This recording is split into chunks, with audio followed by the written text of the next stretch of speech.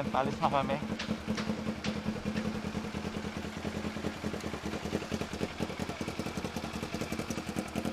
Bro, ingat tayo, ingat. Oh, ingat.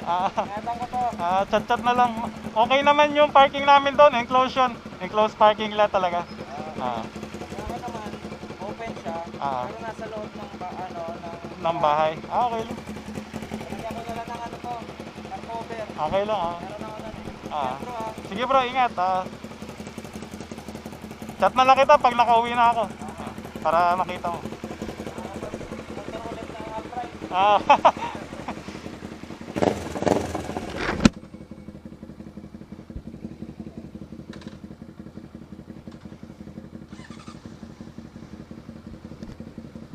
Let's go.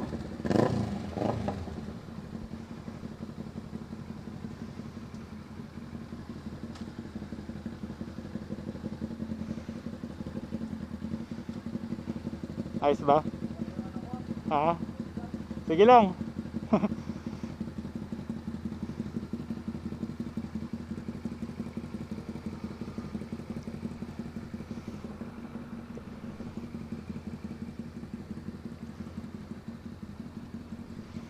So bukas malalaman po natin guys, first impression, kasama natin si Miss PPP.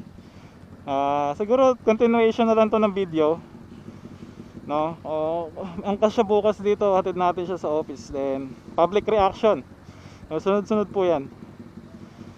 So yan KJ, thank you sa kanya. Ito yung chance nating makagamit ng sports bike. Tahimik yung makina niya at ang gaan niya. Compare ko siya sa 650 ko, napakagaan na ito. Sobrang gaan po. Wala akong masabi. Sobrang smooth niya. So ang way ni Brother J, diretso siya paka BTEX. Wala kasing wala kasi akong RFID, walang laman kaya. Pero hindi naman tayo mag-expressway, so sa loob lang natin test drive to. And wala tayong gagawing top speed sa motor na to. So chill lang to. So sarap pala ng sports bike. Damandam ako. Meron siyang gear indicator, same panel lang, high beam, low beam, hazard, turning lights, busina, brakes, adjustable brakes, lever, kill switch pero wag daw i-off. Ito yung electric start. So sa gauge, ayan, may gas gauge, which is good sa mga sports bike. Karamihan ng modern sports bike walang gas gauge. Ito meron. Hanggang 15,000 RPM, grabe. 15,000. Sa akin 11,000 lang. Ito 15, may extra kang 15. So kung compare natin yung speed per gear. So let's say yung first gear nito, sa first gear ko, first gear ng Ninja 650 natin 88 at 11k RPM. Ito malamang sa malamang daw maabot daw ng 160. 160 first gear 160 first gear. Holy shit. 160 sa Ninja 650 ko, nakaano na ako nun. Tawag dito, fourth gear. Pasok na ng fourth gear yun, no? Tayo lang natin siya, lakas ng fan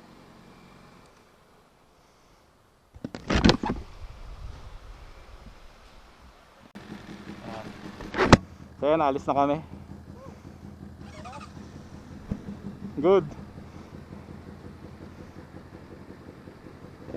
So yan siya, yun. Bye bye Lippy. May bago ka munang may bago kang owner.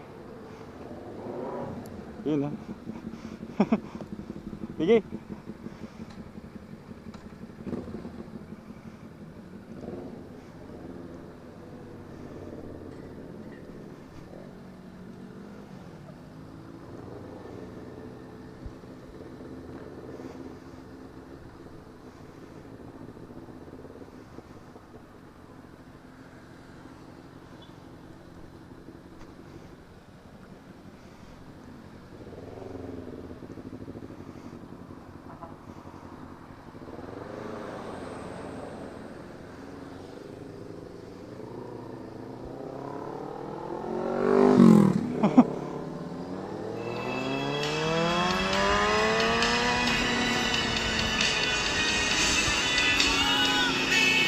Bye bye Lipi.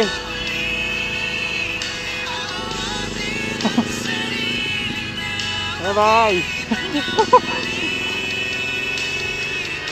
Diretso ka na doon.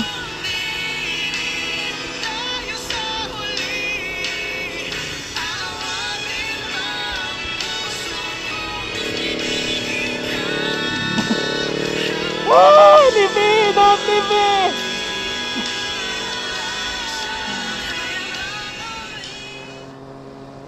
Oh no, wala na si Lipi.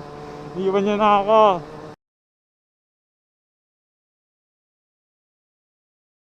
Pangit dumaan eh. Tingnan nga natin yung first gear nito kung totoong 160.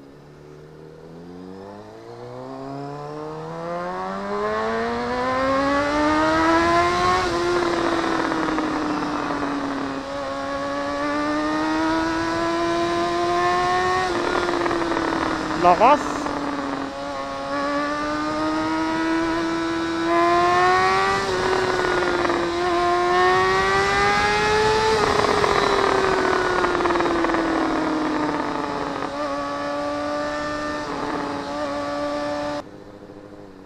Hindi siya ganun na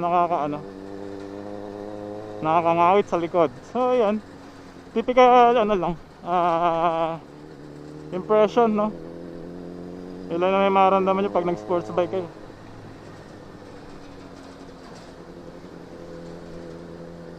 Masarap bumaba, may tunnel dito eh.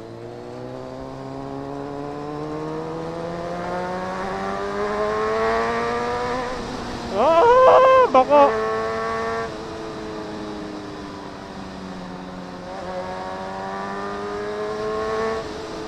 Rinig na rinig, sarap.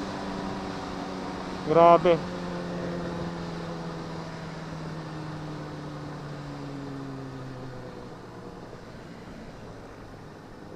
Ang lalaman natin sa traffic to bukas, guys.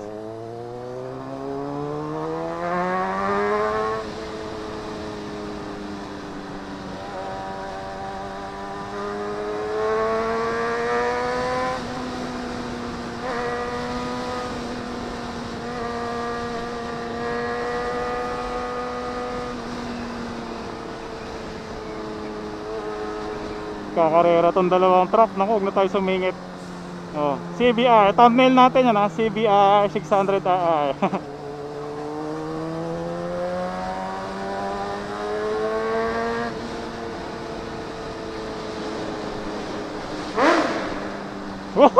Grabe.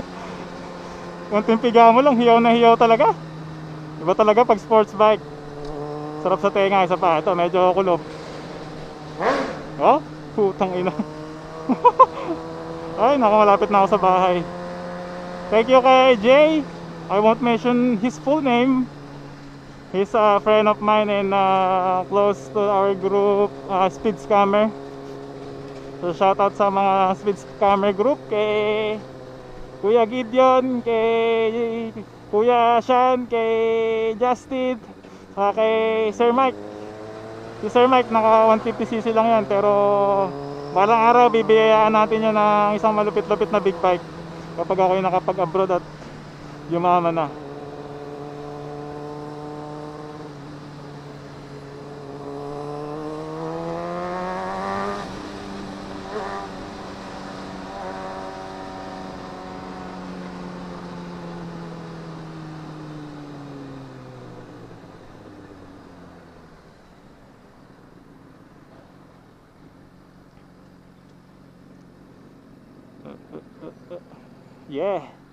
Yeah boy. Iuwi na natin ang ating motor. Sorry, pinag-antay ko si Sir Michael. Gising pa kaya?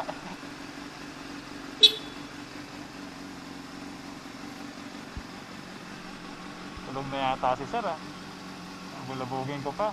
Nakakahiya naman. 11:20 na pala. Magbubuksan pa kaya tayo? Magbuksan niya ka.